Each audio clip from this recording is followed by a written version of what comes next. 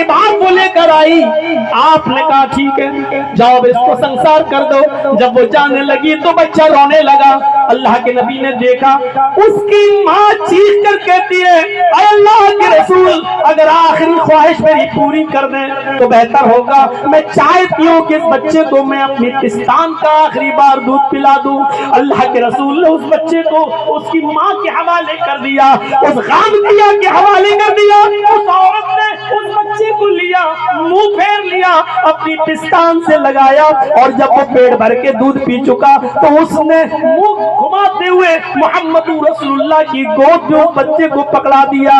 اللہ کے رسول نے اس بچے کو لیا, اس کے منہ میں لگا ہوا دودھ دیکھا اور اس جاتی ہوئی عورت کو دیکھا جو قتل ہونے کے لیے, سنسار ہونے کے لیے, پتھروں سے مار کھانے کے لیے جا رہی ہے. آپ نے آواز دی آئے غامدیہ ادھر آؤ. وہ آئی, فرمایا اس بچے کو پکڑو. اس نے کہا کیا ہوا؟ آپ نے کہا اس بچے کی غذا تیری پستان میں موجود ہے, اس بچے کو ابھی تیرے دودھ کی ضرورت ہے. جب تک یہ بچہ روٹی نہ کھانے لگے تب تک تجھے سزا نہیں دی جائے گی. اس بچے پر محمد رسول اللہ ظلم نہیں کر سکتا. اس بچے کی غذا تیری پستان میں موجود ہے, پہلے تو اس کو اپنا دودھ پلا. جب روٹی کھانے لگے تب لے کر آنا. جب وہ روٹی کھانے لگا تب وہ عورت لے کے آئی. شریعت محمدی میں اب گنجائش باقی نہیں تھی. نبی اکرم کے پاس اب چھوڑنے کا کوئی بہانہ نہیں تھا. او مانو ادھیکار کی جگہ جگہ ٹھیکے کھولنے والوں, انسانیت کی علم برداری کا اعلان کرنے والوں, ہیروشیما اور ناگاساکی پر ایٹم بم برسا کر کروڑوں لوگوں اور آج تک ان کی اولاد کو اپاہج اور لنگڑی چولی پیدا ہونے پر مجبور کرنے والوں, کون سی زبان سے تم انسانیت کی بات کرتے ہو؟ کون سی زبان سے تم اپنے آپ کو انسانیت کا علم بردار کہلانے کا حق رکھتے ہو؟ یہ محمد رسول اللہ کی انسانیت تھی. یہ اس عورت کو بھی قتل نہیں کیا جا رہا ہے. جاؤ جب دودھ چھوڑ دے اور روٹی کھانے لگے تب آنا. کسٹڈی میں نہیں دیا. مولانا جرجیس کی طرح پولیس اس کا ہاتھ پکڑ کر اس کو جیل کی سلاخوں میں نہیں لے گئی. جاؤ, جب تجھے اللہ کا ڈر ہے تو کہاں بھاگ کے جاؤ گی؟ آؤ گی یہی, اور بھاگ بھی جاؤ گی. محمد کی عدالت سے بچ جاؤ گی تو قیامت کے دن جہنم کی سزا سے نہیں بچ سکو گی. جاؤ, اگر جانا ہو تو کوئی کسٹڈی کی ضرورت نہیں. اس کے پیچھے کسی آدمی کو نہیں لگایا. اللہ کا ڈر ہوگا تو آئے گی. توبہ کے دروازے کھلے ہوئے تھے, اس کے باوجود وہ مکمل پاک ہونا چاہتی تھی. جب روٹی کھانے لگا تو لے کے آئی. محمد رسول اللہ نے اس بچے کو اپنی گود میں لیا, پھر کسی کے حوالے کر دیا. ایک صحابی نے اس بچے کو سنبھالا اور اس عورت کو رخصت کر دیا گیا. سینے کے برابر گاڑا گیا. اس عورت کے اوپر پہلا پتھر خالد ابن ولید نے مارا. سینے کے برابر گاڑا گیا اور پہلا پتھر خالد ابن ولید نے اس کے سر پہ مارا. پہلے پتھر میں سر پھوٹ گیا, خون کا فوارہ نکلا اور خالد ابن ولید کے کپڑوں پہ پڑ گیا. خالد ابن ولید کی زبان سے کچھ نازیبا جملہ نکل گیا, کچھ غلط جملہ نکل گیا.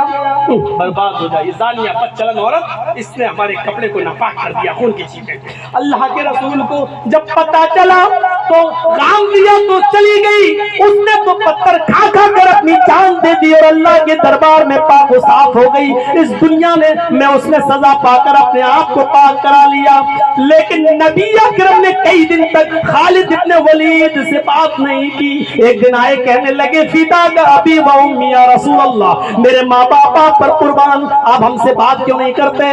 فرمایا تم نے اس عورت کو جو الٹے سیدھے جملے بولے تھے ان جملوں سے میں ناراض ہوں. فرمایا اللہ کے رسول, وہ بدچلن عورت, اس کے خون کے چھینٹوں نے میرے کپڑوں کو گندا کر دیا تھا, اس لیے میں نے بول دیا. فرمایا خالد, اس عورت کو بدچلن نہ بولو, اس عورت کو غلط نہ بولو, تم نہیں جانتے ہو اس نے پتھروں سے مار کھا کھا کر اپنی جان دے کر اللہ کے دربار میں کیسی پکی سچی توبہ کی ہے. آئے خالد, اگر اس ایک عورت کی توبہ کو اس مدینے کے 70 گناہگاروں پہ ڈال دیا جائے, 70 جہنمیوں پر ڈال دیا جائے, تو اس ایک عورت کی توبہ سے 70 کے 70 جہنمی جنتی بن جائیں گے. اس ایک عورت کی توبہ سے وہ 70 کے 70 کو بخش دیا جائے گا.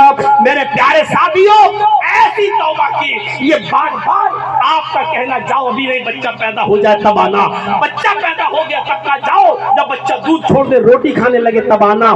یہ انسانیت تھی نبی اکرم کی۔ اور خود کہا جب بچہ پیدا، تمہارا قصور ہے بچے کو سزا نہیں دی جا سکتی جبکہ وہ ناجائز بچہ ہے، اس بچے کے باپ کا پتہ نہیں، لیکن اسلام نے اس بچے کو بھی دنیا میں آنے کا حق دیا ہے، اس بچے کو بھی مارنے کا حق نہیں دیا۔ انسانیت کے دعوے کرنے والوں اپنے ہاسپٹلز کا جائزہ لو، کتنے اسپتال ایسے ہیں جہاں کالج کے لڑکے اور لڑکیاں غلط کام کرتے ہوئے جب ان سے مسٹیک ہوتی ہے اور حمل ٹھہر جاتا ہے تو کتنی لڑکیاں ایسی ہیں جو آج ہاسپٹلوں میں اپنے پیٹ کے بچے گروا رہی ہیں۔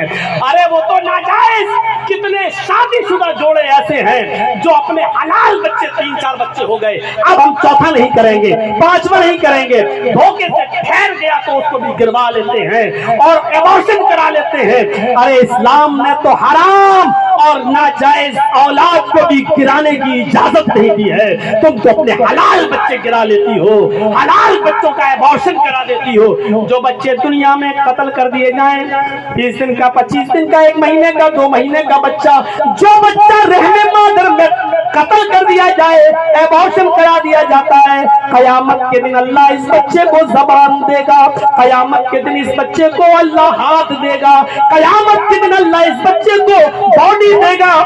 بخاری شریف کی روایت ہے قیامت کے دن یہ بچہ اس حال میں آئے گا، جا یوم القیامت معلق بین ثدیہا، قیامت کے دن یہ بچہ اپنے ماں کی دونوں پستانوں سے لٹکا ہوا آئے گا، اپنے ماں کے دونوں پستانوں سے دودھ کو چوستے ہوئے آئے گا۔ اللہ کہے گا اے بچے تجھے کچھ کہنا ہے؟ بچہ اپنی ماں کے پستان چھوڑے گا، یقول یا ربی، یقول یا ربی ہذہ امی قتلتنی، اپنے ماں کی پستان چھوڑ کر کہے گا ہاں اے اللہ مجھے اپنی ماں کی شکایت کرنا ہے، ہاں اللہ مجھے اپنے ماں کا شکوہ کرنا ہے، یہی میری ماں ہے جس کے پستان کو ابھی میں نے چھوڑا ہے، اللہ یہی میری ماں ہے، ہذہ امی قتلتنی، جس نے دنیا میں مجھے مار ڈالا تھا، جس نے دنیا میں مجھے قتل کر ڈالا تھا، جس نے دنیا میں میری جان لی، اللہ یہی میری ماں ہے جس نے دنیا میں مجھے مار ڈالا تھا۔ قیامت کے دن چھوٹے چھوٹے بچے اپنے ماں باپ کی سفارش کرائیں گے، لیکن جن بچوں کا ایبارشن کرا کے دنیا میں مارا گیا، قیامت کے دن یہ بچے اپنی ماں کو زبردستی جہنم میں بھجوائیں گے کہ اللہ دنیا میں میری ماں میری نہیں ہوئی تو آخرت میں تو اس کا مت بن، اس کو جہنم میں داخل کر دے، جہنم میں ڈال دے۔ کیا معمولی بات سمجھ رکھی ہے اپنے حلال بچوں کو گرانا، حلال بچوں کا ایبارشن کرا دینا؟ میرے بھائی جو یہ انسانیت کا سب سے بڑا علم بردار اگر کوئی مذہب ہے تو وہ اسلام ہے، انسانیت کا سب سے بڑا علم بردار۔ چاہے کتنے ڈرامے کر لو، نوٹنکیاں کر لو دنیا میں اور انسانیت کی دہائی دے دو، لیکن انسانیت کی سب سے بڑی آواز اگر کسی نے اٹھائی ہے تو جناب محمد رسول اللہ صلی اللہ علیہ وسلم نے اٹھائی ہے۔ پوچھو ان علماء سے، اگر ہمارے پڑوس میں رہنے والا کوئی ہندو بچہ ہے اور وہ ہاسپٹل میں ایڈمٹ ہے اور ہم رمضان کا فرض روزہ رکھے ہوئے ہیں، لیکن ڈاکٹر نے کہہ دیا کہ 1 گھنٹے کے اندر اندر اگر اس بچے کو بلڈ نہیں ملا تو یہ بچہ دم توڑ دے گا، اور ہمارا بلڈ، ہمارا خون اس بچے کو میچ کھا رہا ہے، ہمارا ایک بوتل، ایک پاؤچ 250 گرام 200 گرام ملی لیٹر بلڈ بچے کی جان بچا سکتا ہے، غیر مسلم بچہ ہے۔ یہاں انسانیت کی آواز اٹھاتے ہوئے اسلام کہتا ہے کہ اس وقت تم روزہ توڑ دو، اپنے جسم کو ڈاکٹر کے بستر پر لٹا دو، اپنے ہاتھ کو بڑھا دو، اپنے رقت کو پیش کر دو اور اپنے جسم سے خون نکال کر اس بچے کو دے دو اور اس کی جان بچاؤ۔ روزہ بعد میں پورا کر لینا، روزہ بعد میں بھی پورا کیا جا سکتا ہے لیکن جان دوبارہ واپس نہیں آ سکتی۔ اسلام یہ کہتا ہے اس غیر مسلم بچے کی جان بچانے کے لیے تمہیں روزہ توڑنا پڑے تو توڑ دو، روزے کو بعد میں پورا کر لو، لیکن یہاں تمہیں اس بچے کی جان بچانا ضروری ہے کیونکہ تمہارا بلڈ اس سے بلڈ سے میچ کر رہا ہے اور تمہارے بلڈ سے اس کی جان بچ سکتی ہے۔ یہ انسانیت کی وہ آواز ہے اور جس کو اسلام اجازت دیتا ہے کہ غیر مسلموں کی جان بچانے کے لیے تمہیں اگر فرض روزہ بھی توڑنا پڑے تو توڑ لو لیکن اس کی جان بچاؤ۔ میرے بھائیوں، اس انسانیت کا سب سے بڑا علم بردار اگر کوئی مذہب ہے تو اسلام ہے۔ بہت سی باتیں ہیں. اسلام دین عدل بھی ہے, اسلام دین تقوی بھی ہے, اسلام دین رحمت بھی ہے, اسلام دین روحانیت بھی ہے. اسلام کے اندر بہت سی خصوصیات ہیں جو ہم اس طرف نہیں چل سکے ہیں. میری گھڑی میں اس وقت 3:35 انڈیا کے ٹائم کے حساب سے ہو رہے ہیں, اور 15 منٹ اور آپ کے ٹائم کے حساب سے جوڑ دیا جائے تو 3:50 4:06 پہ ٹائم ہو رہا ہے فجر کا. میرے بھائیوں, وضو بنانے کا ٹائم ہے تاکہ اذان سے پہلے ہم اور آپ وضو بنا لیں اور نماز کی ادائیگی کریں. تو یہ اسلام کی خصوصیات اور اسلام کے مزاج اور اسلام کی اہمیت اور فضیلت پر ہم نے چند باتیں آپ کے سامنے پیش کی ہیں. ہم اللہ سے دعا کرتے ہیں کہ اللہ رب العالمین, جو اسلام ساری انسانیت کا مذہب ہے, جو اسلام آدم سے لے کر محمد رسول اللہ تک تمام نبیوں کا مذہب ہے, اے اللہ ہمیں اس اسلام کے اندر پورا کا پورا داخل ہونے کی توفیق عطا فرما. اسلام کے ہر احکام پر ہمیں چلنے کی توفیق عطا فرما. اے اللہ اسلام کے اندر ہمیں پورا کا پورا داخل فرما دے. بار الہ, جب تک تو ہمیں زندہ رکھ, اسلام پہ زندہ رکھنا, اور جب ہمارا خاتمہ ہو تو ایمان پر ہمارا خاتمہ فرمانا. اسلام کی جو بہت سی خصوصیات ہیں میرے بھائیوں, اس میں ایک چیز یہ ہے کہ اسلام اخلاص کی دعوت دیتا ہے. اسلام ہمیں اور آپ کو, آخری بات سن لیجئے, ریا نمود سے بچنے کا حکم دیتا ہے. یہ سیلفیاں لینا, لوگوں کو شیئر کرنا کہ دیکھیے مولانا جرجی صاحب ہمارے پاس آئے, دیکھو ہم نے ان سے ملاقات کی, دیکھیے ہماری دکان پہ آئے, یہ ساری چیزوں سے آپ پرہیز کریے. شریعت کے اندر کسی چیز کی اتنی اجازت نہیں ہے کہ آپ اس کا ناجائز استعمال کریں. تو میرے بھائیوں, یہ ویڈیو بن گئی, یوٹیوب پہ آ جائے گی, سن لیجئے گا. اب قربانی کا بکرا خرید کے لا رہے ہیں تو اس کی نمائش, ہم عمرہ کرنے جا رہے ہیں تو حیران فوٹو کھینچ کے وہ ہم شیئر کر رہے ہیں. اپنی عبادتوں کو برباد مت کرو, ریا نمود مت کرو. روزہ افطار کرا رہے ہیں تو سب فوٹو لے کے شیئر کر رہے ہو. صاحب ہم نے 50 آدمی کو روزہ افطار کرایا, کیوں اپنی نیکیوں کو برباد کر رہے ہو یار؟ کیوں اپنی نیکیوں کو تم تباہ کر رہے ہو؟ کیوں اپنی نیکیوں کو برباد کر رہے ہو؟ ان تمام عبادتوں میں اخلاص پیدا کیجیے. ہماری بھی فیس بک آئی ڈی چلتی ہے, کبھی آپ نے دیکھا ہم نے کسی کوئی جلسہ شیئر کیا ہو؟ کبھی آپ نے دیکھا کہ ہماری اپنی فیس بک آئی ڈی سے ہم نے کوئی اپنی تقریر شائع کی ہو؟ کبھی نہیں. نہ ہم کبھی ایئرپورٹ کی تصویر لیتے ہیں. اگر ہم ایئرپورٹ اور اس سب کی تصویریں لینے لگے تو اتنا اچھا جائے, کیونکہ ہمارا تو روز پروگرام ہوتا ہے. ابھی جا رہے ہیں بہراوا, سب فوٹو لے کے اپنی فیس بک پہ ڈال رہے ہیں, یہ دیکھیے میں بہراوا ایئرپورٹ پہ ہوں. میرے بھائیوں, ان چیزوں سے کچھ نہیں ہوتا ہے. عزت و ذلت ہماری قسمت میں جتنا ہوگی وہ مل کے رہے گی, فیس بک سے نہیں. اللہ جتنا, دیکھیے ہمارا دشمن جس نے ہمیں جیل میں پہنچایا, ہمارے ڈابا کا مولوی, اس کی زمین بک گئی, اس کا جائیداد بک گئی, سڑکوں پہ آ گیا, اور اللہ کا شکر دیکھو ہمیں اتنے گندے الزام میں اس نے ڈالا. اس کے باوجود اسی شہر بنارس کے اندر ہماری سب سے پہلے تقریر ہوتی ہے, اسی کے مسجد میں, اسی محلے میں ہم سب سے پہلے جاتے ہیں.